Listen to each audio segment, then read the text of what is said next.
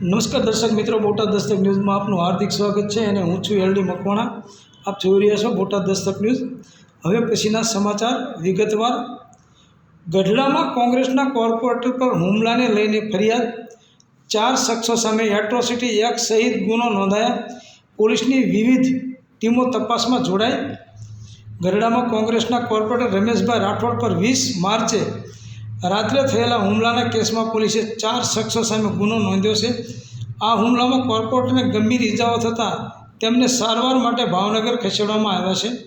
પોલીસે ગોપાલભાઈ કનુભાઈ ચાવડા, પાર્થ કનુભાઈ ચાવડા, વિશાલ ધીરુભાઈ ડવ અને પ્રજેશ કાળુભાઈ ડવ સામે કલમ 115(2), 117(2), 118(2), 352, 351 તેમજ એટ્રોસિટી એક્ટ હેઠળ ગુનો દાખલ કર્યો છે। જિલ્લા પોલીસ અધિક્ષક કે એ બોલેના માર્ગદર્શન હેઠળ કેસની તપાસ શરૂ કરવામાં આવી છે।